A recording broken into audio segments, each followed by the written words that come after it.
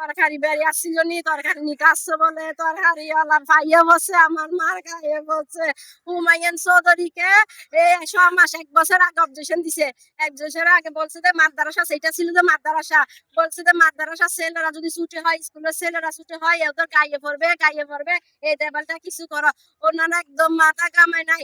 1 সপ্তাহ আগেও তুলো গাছ থেকে তুলো ভারী নিয়ে গেছে ওদের লোক। কিন্তু এটা দেবালের কথা সবাই বলছে এই দেবালটা ঝুঁকিপূর্ণ, দেবালটা লড়ে, দেবালটা ওরা ভালো নাই, দেবালটা আমার লাগে নিয়ে গেছে। হুমায়ুন চৌধুরী কিছু করে নাই দেবালের জন্য কোন জায়গায় ছিল?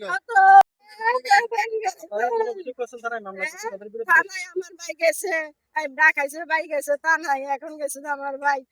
আমাদেরকে থানার থেকে একটা কাগজ নিয়ে যেতে বলছে, চিটাং মেডিকেল, এটা নিয়ে আমার মাকে নিয়ে আসি।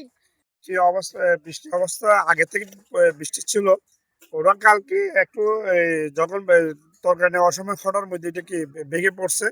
এখন আমি সাথে সাথে খবর পাওয়ার সাথে সাথে আসছি, এখন সবার সাথে কথা বলছি। এটা এরপর যখন কালকে রাত্রে এটা ভাঙার জন্য আমি ব্যবস্থা করছিলাম, লোক পাইনি। আজকে সকাল থেকে আমাদের ইউনিয়ন পরিষদের পক্ষ থেকে এটা দ্রুত গতি পাবে কি আমি বেগে ফেলার জন্য কি আমি নির্দেশ দিয়েছি, আমি লোক লাগাইছি। এবং মালিক পক্ষে এখন পর্যন্ত আমাদের সাথে যোগাযোগ করে নাই। ওরাও যোগাযোগ করলে আমরা ওই মহিলাদের জন্য তাদেরকে কি কিছু করে দেওয়ার জন্য আমরা কি একটা চিন্তা ভাবনা আছে।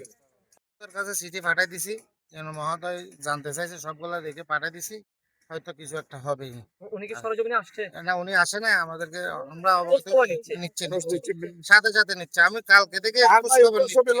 কিন্তু রাত্রে এটা ভাঙা সম্ভব হয় না, কারণ সকাল থেকে এটা কাজ চলতেছে, ভেঙে ফেলতেছি আমরা।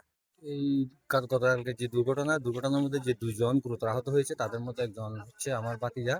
আমি আমার ওই 6 বছরের মেয়েকে নিয়ে তাকে দিয়ে একটু মাদ্রাসায় পাঠাচ্ছিলাম, যে বৃষ্টি পড়তেছে সাথে দিয়ে তাকে পাঠাচ্ছিলাম মাদ্রাসায়।